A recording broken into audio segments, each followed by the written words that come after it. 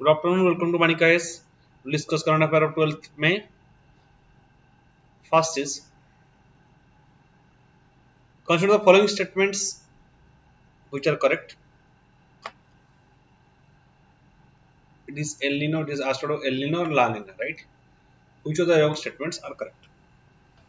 Under El Nino event, surface temperature of Pacific Ocean increased more than usual, causing heavy rainfall in Australia.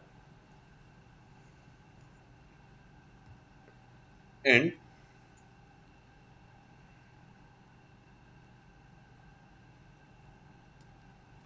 second is, while El Nino leads to drought events in the subcontinent, La Nina is primarily associated with flood events.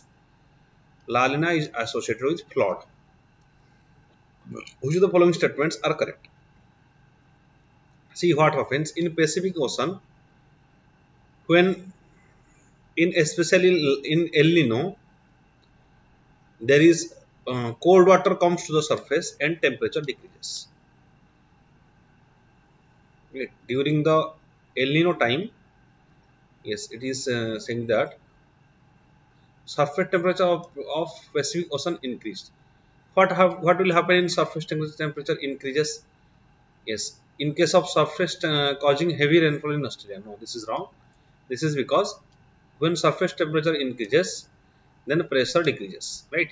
When pressure decreases, then what will happen? Suppose this is Pacific, right? This is Pacific, and this is Indian subcontinent. So what will happen?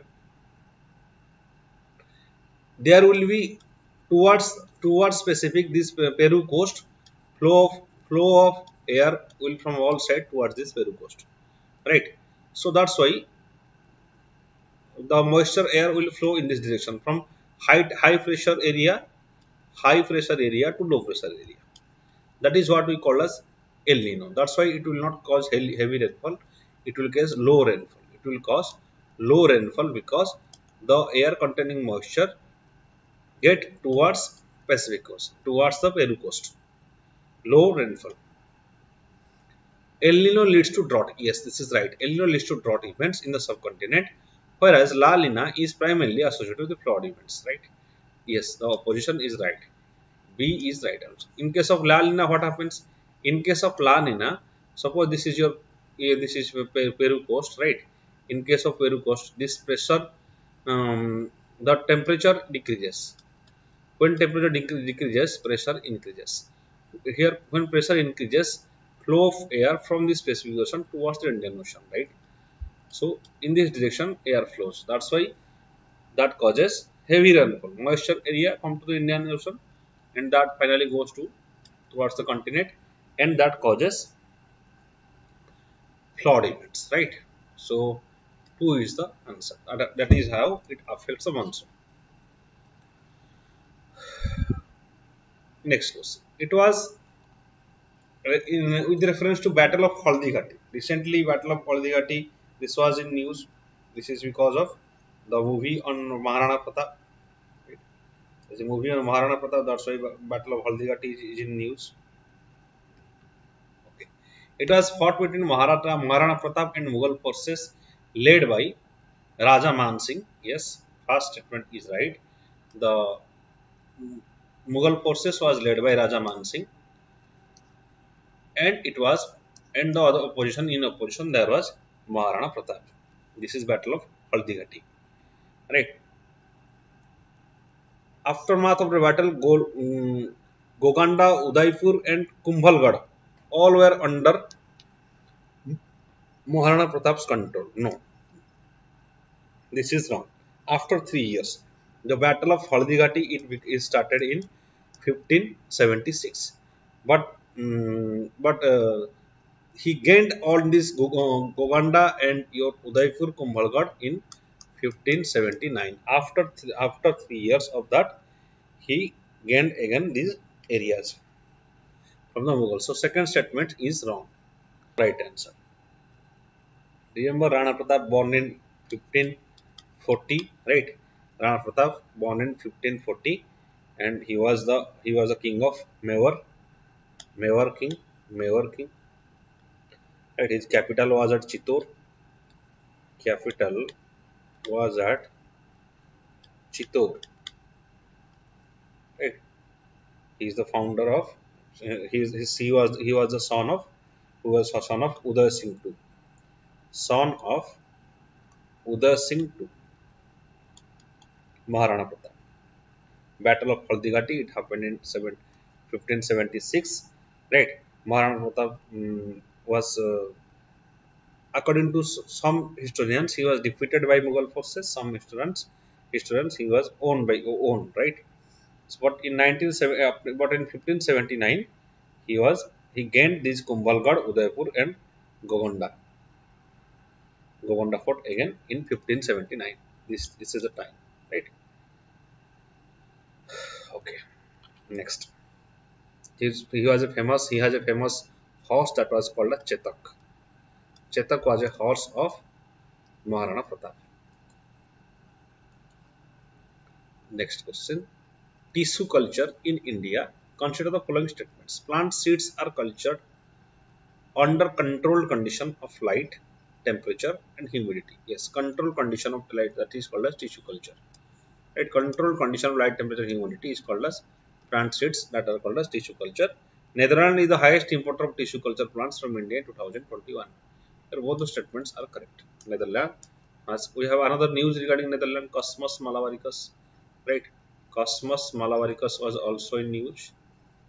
Malabaricus was also in news. This is a joint project between Kerala government and the Netherlands, right? Why? To share the Dutch archives. Dutch archives. You know, Dutch came to India in remember Dutch came to India in 1595, and they established in 1602 they established Dutch East India Company. Dutch East India Company, right? So this both Kerala government they also ruled in Kerala, right? That's why the Dutch archives will be shared between the Kerala government and the government of Netherlands. Both will gain knowledge about history from each other.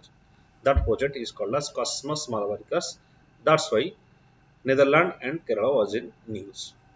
Okay. Here both the statements are correct. Netherlands is the largest importer of tissue culture plants from India in 2021. Then, with reference to judicial activism, consider the following statements. That came up with United Kingdom. No, this is from United States. United States judicial activism. It was introduced in India in 1970s by PN Justice PN Bhagavati. Yes, Justice PN Bhagavati. He said that the judges should not remain in comfort zone. They should come forward in case of legislation as well. Whenever that is necessary, judges should make laws. Right? Judicial activism, especially why in 1970s it started, because there is emergency.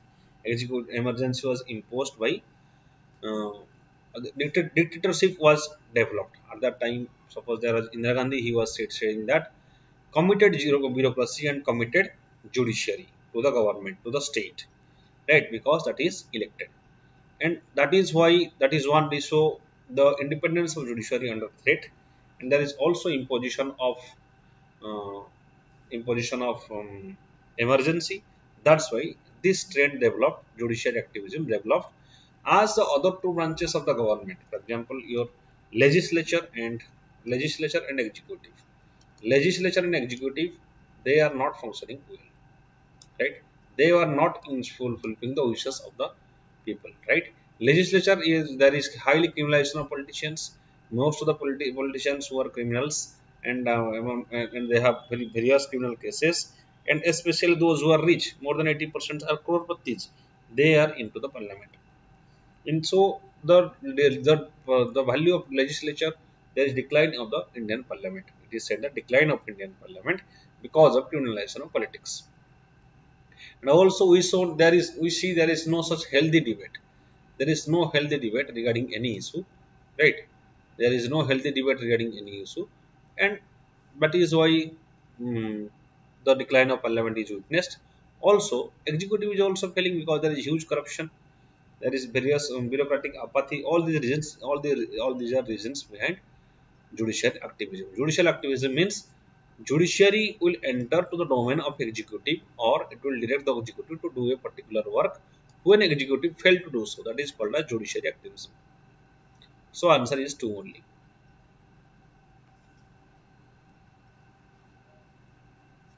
It was United States, right?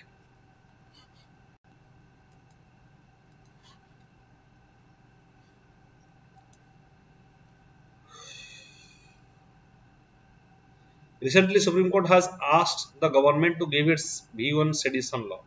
Consider the following with regarding to sedition law. This law was originally drafted by Thomas Macaulay. Yes, the law sedition law. It was in news, right? Originally drafted by Thomas Macaulay. It was removed when Indian Penal Code was enacted. It was removed when Indian Penal Code was enacted. It was inserted in 1870 through Section 124A.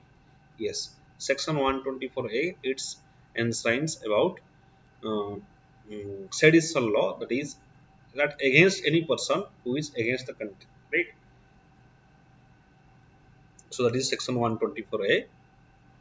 Supreme Court has directed the government to rethink about Section 124A if there is any essential of if there is a necessity for amendment of this section. This is because there is huge misuse of sedition law, and it has been continuing since the colonial era, in which freedom fighters like Gandhiji and Tilak all are persecuted. That many of the sections of society, they also say that it is hampering freedom of speech, and various state government have been misusing since long time. Okay.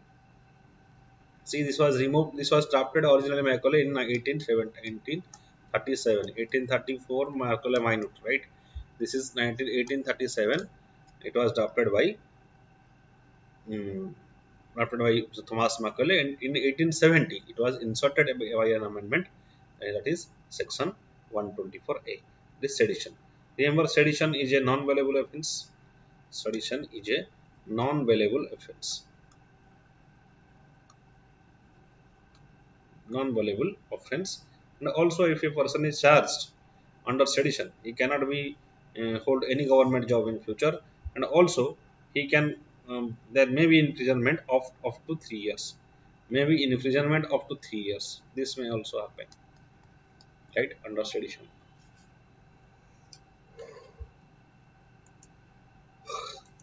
Okay. Next issue we'll discuss, that is crisis in Sri Lanka. Sri Lankan crisis. The Sri Lanka Prime Minister Mahinda Rajapaksa quit amid the island nation's post economic crisis. Right? He has resigned because of the economic crisis. The Prime Minister of the island gave his resignation recently as a protest mounted pressure on him.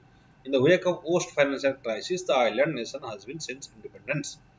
Sri Lanka currently facing economic crisis where the economy is running low on forex reserves, and thus not able to pay the essential import bills such as fuel, food items, and other essential goods. Right. Long run, why why it is the why this crisis happened? First of all, we'll see why this crisis happened. So see, there are many reasons behind the crisis. Sri Lanka, it has been undergone a civil war for around more than two decades, and that has devastated its indigenous economy. There is still it was still the problems after the civil war has been not solved. There is not land there is the land allocation to those people who have lost their land has not done in proper way. So there is no proper utilization of assets. Another thing is that there is the pandemic, the impact of pandemic, and it has hampered because it has hampered the tourism aspect of Sri Lanka, right? Another thing is that Ukraine and Russia war, and and and Sri Lanka has been falling into debt trap of Chinese debt. So there is long issues regarding this economic crisis, and also there is in Sri Lankan politics, there is huge nepotism. There is the political outfit is not, it is fully based on family. So maybe some scholars are saying that they may be incompetent when nepotism enters. That is not according to merit. Okay. In runoff in 2019 election, Mahinda Rajapaksa announced deep tax cuts in his manifesto, which led to a steep fall in the revenues. Deep tax cuts that led to steep fall of the revenues.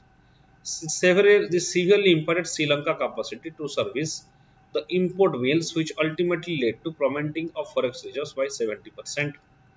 Right, severely impacted. Why it impacted? Because Mahinda Rajapaksa announced deep tax cuts in his election manifesto. Then, huge infrastructural debt.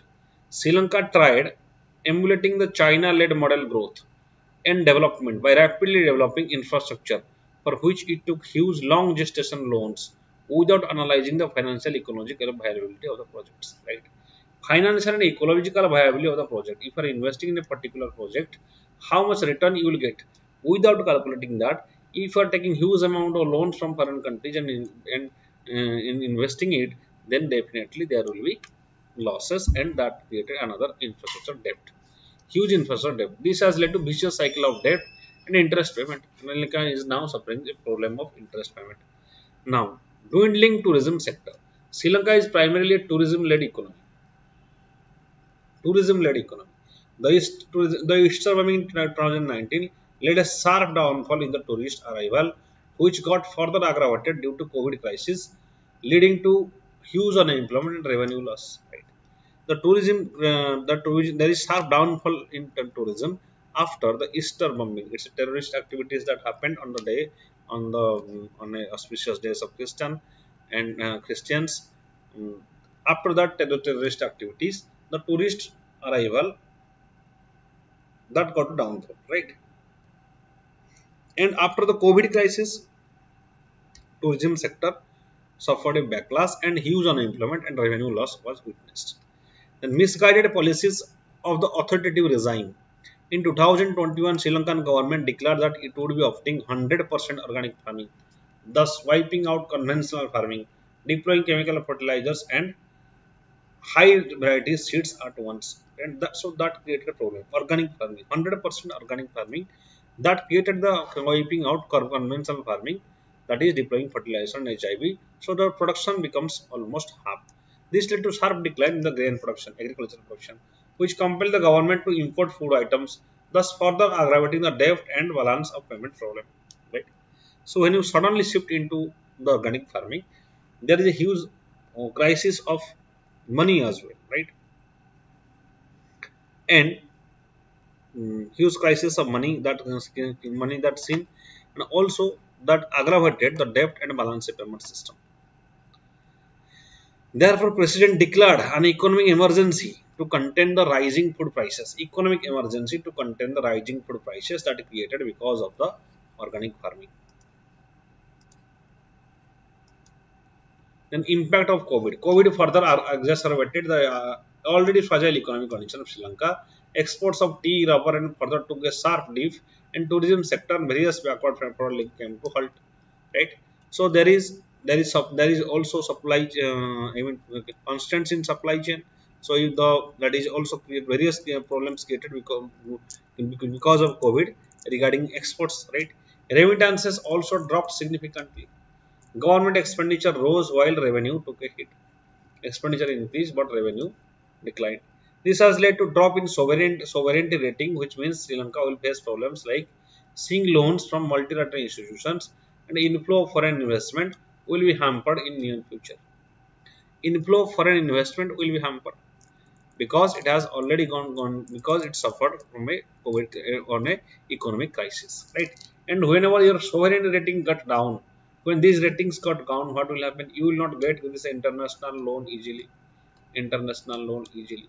That means ultimately you will fall into debt trap, right? Or economic crisis. India's role so far in helping Sri Lanka. India has been instrumental in providing economic support to Sri Lanka in the wake of severe economic crisis that many fear might lead to sovereign default, a severe shortage of essentials and in the import reliant country. Severe shortage of essentials.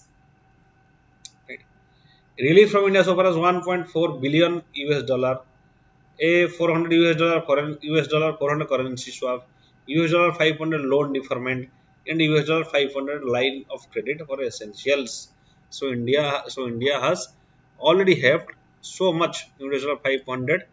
mm, this is million, right? Million of loan deferment and 500 million line of credit, and there is 1.4 billion. um, there is yes, 1 for 1 in total. There is 1.4 billion, right? Help from India. India has also extended additional US dollar 1 billion short-term concessional loan to the island nation to help the country as it faces unprecedented economic crisis. Extended additional one short-term 1 billion short-term loan, concessional loan, right?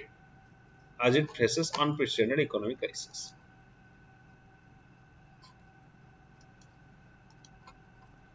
The resignation of the incumbent PM gives way to President to put opposition members in key government roles. Right. What the resignation of incumbent PM gives a President to put opposition members in key government roles. However, protesters are demanding resignation of the President as well. Right, because both the brothers they belongs to the same family. Resignation of PM will also dissolve the cabinet, raising questions about who would lead Sri Lanka's ongoing talks with IMF for aid to buy food and fuel. The rising prices of everything from fuel to essential goods have kept protests in Sri Lanka and it's inching towards sovereignty default. Obviously, government is going to and already has defaulted many international loans, and it will only default. Sovereign default means the government will not able to pay the interest. Sri Lanka authorities have imposed a nationwide curfew, and army troops were deployed in Colombo.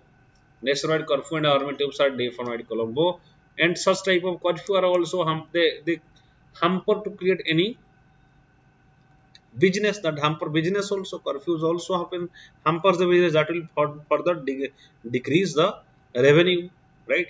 Protesters are demanding the government to form an interim administration to overcome the worst economic crisis, right? So this is the economic crisis of Sri Lanka, that is because of the COVID crisis, because of the Russia Ukraine war, because of the organic farming, and because of the deep tax rate cuts that the Mahindra Rajapaksa government done. Now they are failed to provide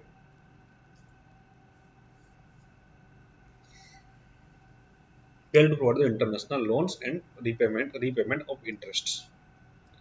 Okay, but India, so far as India is concerned, we have a huge reserve of foreign exchange, and also the fiscal deficit is not out of control. It is within 6 to 7%, and this can be reduced. This was reduced to around 3.8, but in pre-pandemic era, but because of pandemic, it has increased. Growth is around 8.2% in next year, so there will not be any problem so far as situation of India is concerned. Next, Unified Citizen Data Hub, UCDS. Some filling facts we'll discuss. What is Unified Citizen Data Hub? Recently, Maharashtra government has decided to create a master database of all Maharashtra residents coupled with state level unique ID. Right. State level unique ID.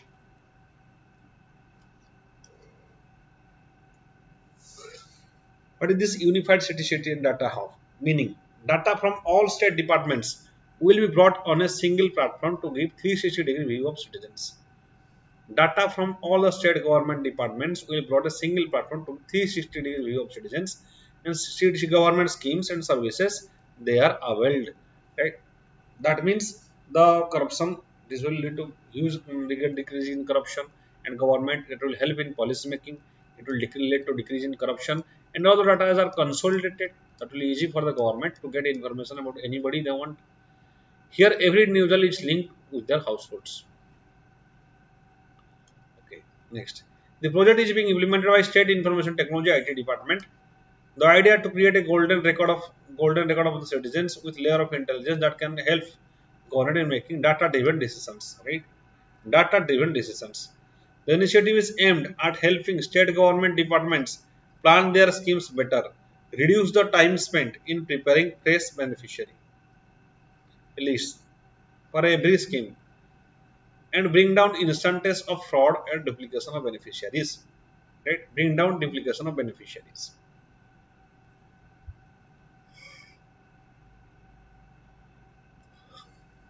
In making data-driven decisions. So data-driven decisions, this will help in making data-driven decisions and reduce the fake duplication of beneficiaries. Okay.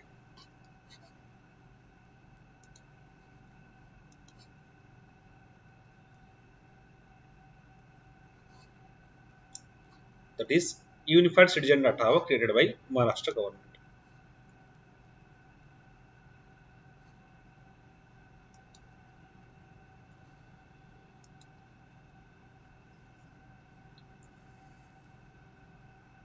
Pantanal wetland, world's largest wetland known as Pantanal in South America, is at risk of collapse.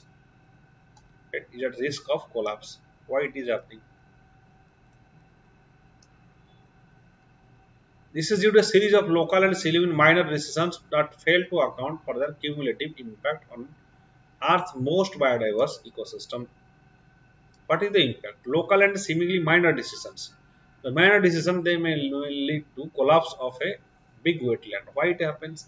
Because of various anthropogenic activities. For example, Pantanal. Now, what are the about this Pantanal wetlands? This is natural region and becomes the world's largest tropical wetland area and world's largest flooded grasslands. Right? Wetland means what the difference between wetland and lake? Wetland is very shallow water, right? Shallow water, but less deep water. That is wetland. It is located mostly within Brazil and extends to some portions of Bolivia and Paraguay. It fed through Paraguay River and tributaries. This wetland.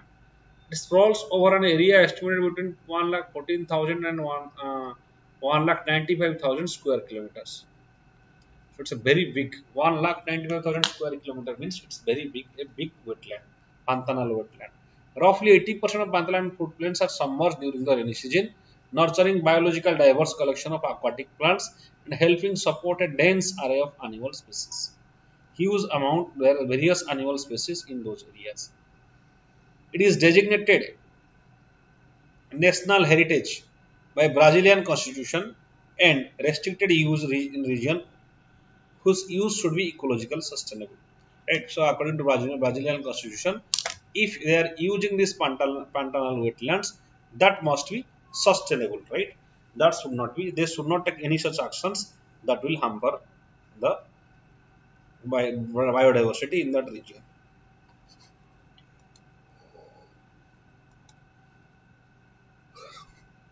Critical analyze the role India's role with respect to various world affairs as a non-permanent member of UNSC. Non-permanent member of UNSC.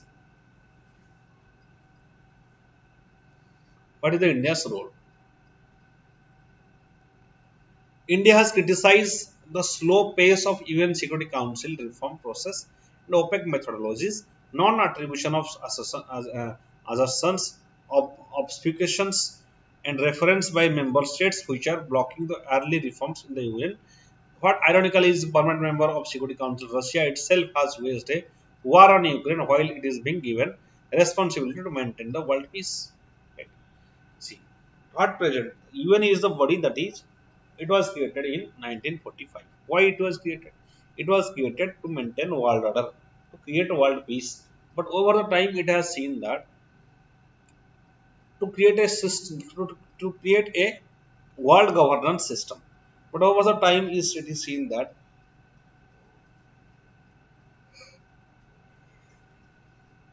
all the members of UNSC, especially those who are the permanent members, for example, the 5 permanent members, they themselves violate international law. For example, Russia, it is a permanent member. It is violating international law by invading Ukraine. That is, it is not respecting the territorial integrity of a particular country. Right. Next issue is that, for example, China. China is also a permanent member. It is not. It has not obeyed the direction of international arbitration insofar as China Sea is concerned. Right. It was also giving. It was also protecting a. In case of Masood Azhar is a terrorist of Pakistan. China was also protecting a terrorist. Another thing is that China has also trying to create a road in a disputed territory, that is POK area, right? Pak occupied Kashmir. So this, so all of these major countries, they are also violating they many times, even in the United States also they have many times subverted the very basic principles of the United Nations, right? So in such a scenario, there is no world governance at present. So in such a scenario, what role India can play so far as world peace and world order is concerned? India and UNSC. India has adopted a multi-layer strategy to assume long-awaited permanent seat in the Security Council, consisting in two components: maximizing support in the UN General Assembly, and minimizing resistance in the UN Security Council. Maximizing support. The strategy is maximizing support in UNGA and minimizing resistance in the UN Security Councils. Right. Okay. India hopes that India aspires to join as a permanent member in the United Nations Security Council. India hopes that it continue to engagement at various global South forums such as G77, NAM, African Union would garner most members of UNG. It reflected India's strong defense of principle of sovereignty and constant voluble criticism or responsibility to protect. Responsibility to protect means, what is this responsibility to protect? Suppose a particular country, the basis of a country, the primary job of a particular country or state is that to protect its citizens. But when it fails to do that, then the issue of responsibility to protect arises.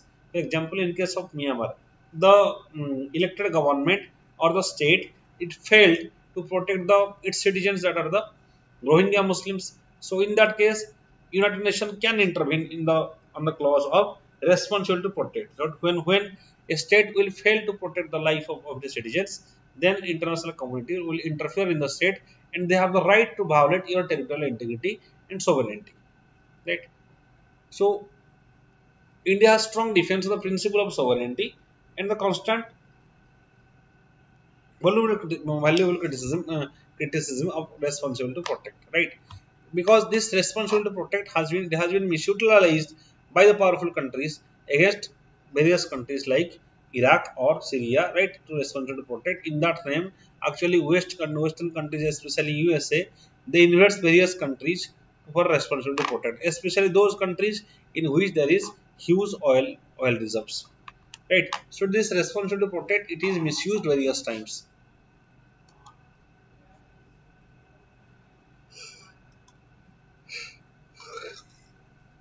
India's growing strategic partnership with the P5, growing economic strength, including nuclear deal with United States. Russia paints a favorable picture of Indian explicit public declaration supporting India's candidature as a permanent member in the Council are reiterated by the countries like France and UK. Right? India's growing partnership with the P5 countries. P5 countries means with China we have a huge trade linkage that is passing $100 billion. In USA, with USA, our trade has overcome $100 billion. It has reached more than $130 billion. Right? It has a, it is a third largest economy. Economical third. It is the third largest economy so far as purchasing power parity is concerned. Right?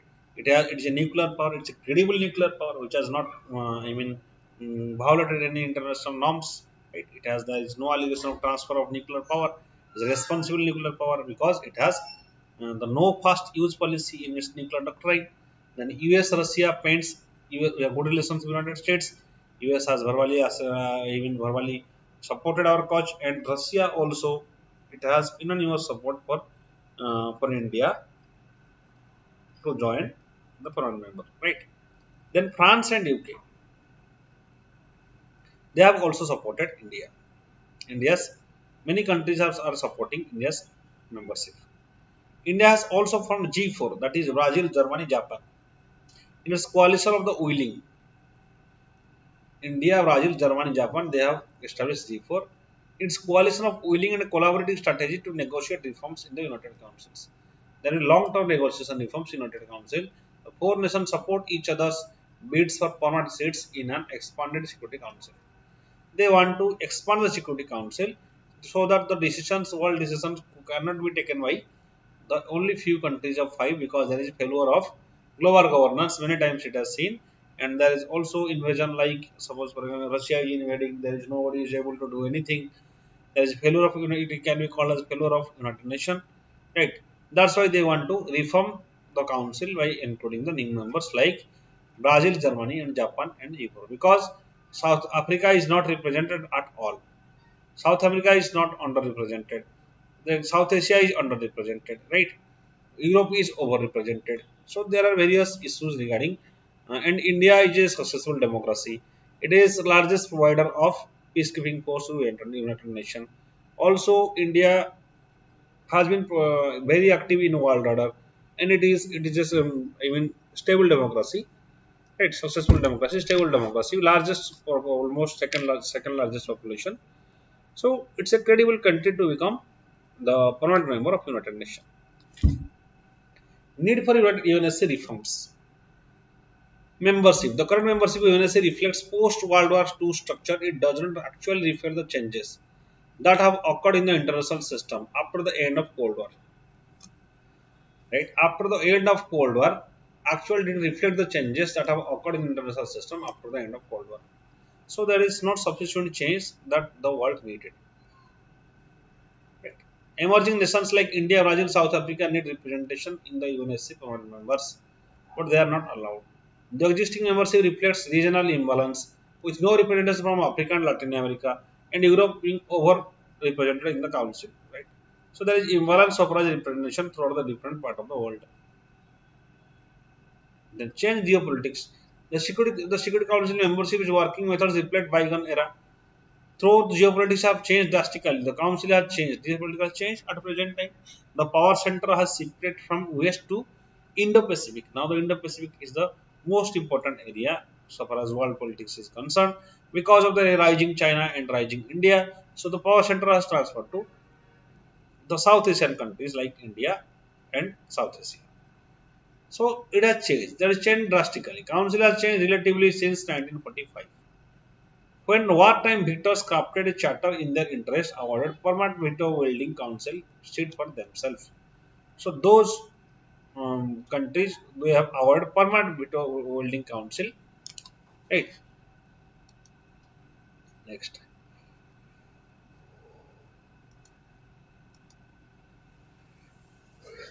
Reforms are long overdue. That means it was expanded only once in 1963 to add four non-permanent members. Expanded in 1940-63. So there are reforms in the every dimension is essential.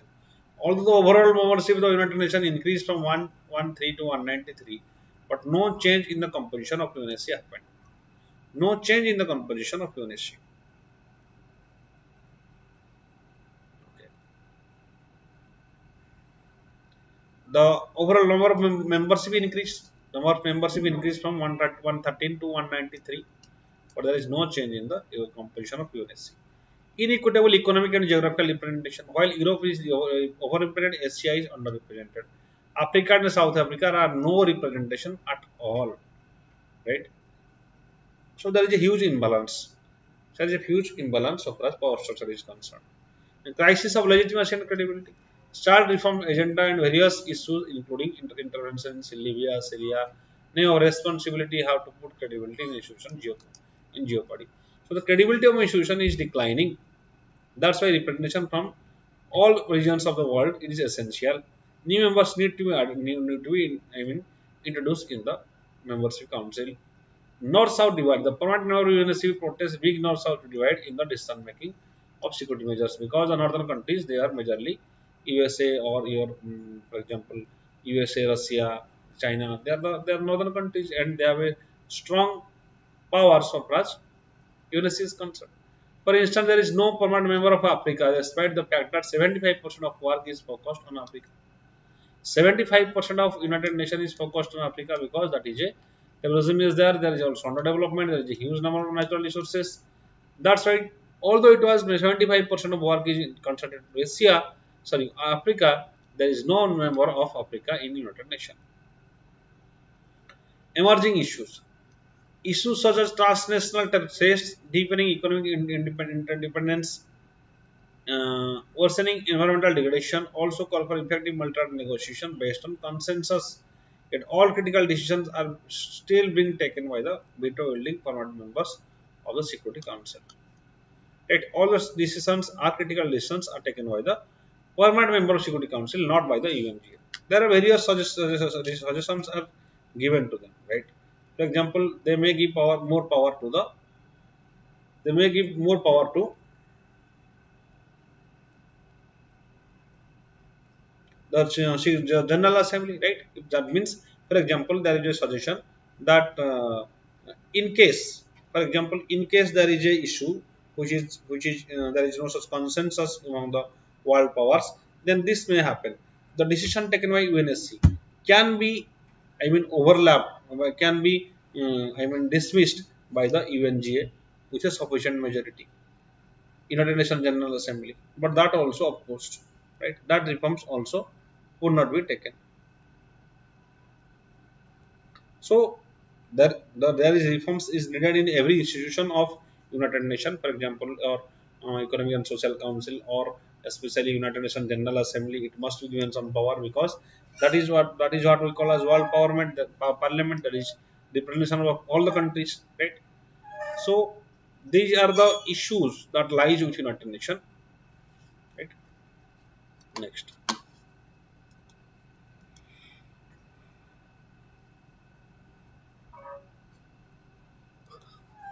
The imbalances in power relationship among P5 and the rest of the world needs to be corrected urgently.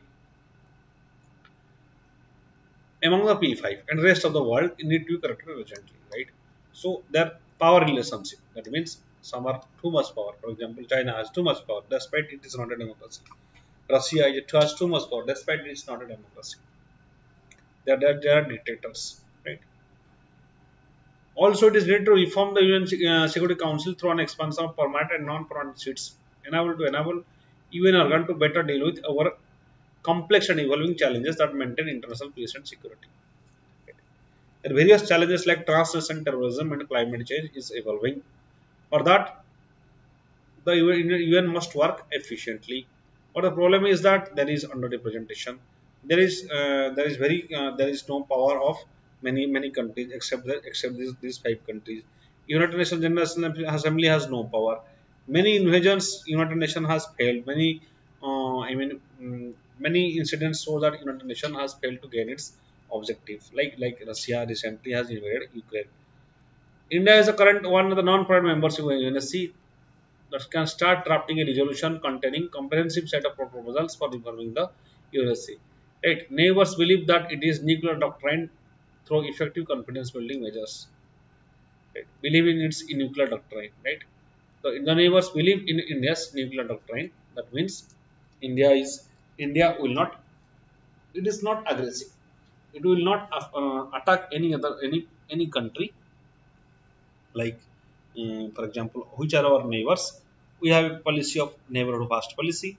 For example, various countries, like we have very good relations with Sri Lanka, Nepal and Bangladesh. We have never take any strong action against these countries, so there is a goodwill, right?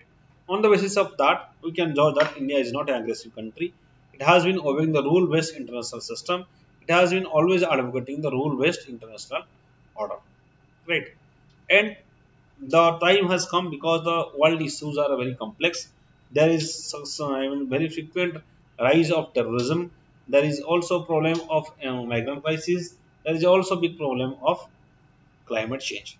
All these things needed the combined effort of all the countries, major countries of the world, to be defeated. Otherwise, that will create problem that already started creating huge problem throughout the world in case of in terms of natural disasters. Now also humanitarian crisis like terrorism, which has increased multifold in last 10 to 20 years. So India must develop a relationship with all the countries and pressurize various countries to make India as a permanent member of UNSC. Right? So here the lecture end. Like this video, share this video, and subscribe to VANIK-IAS.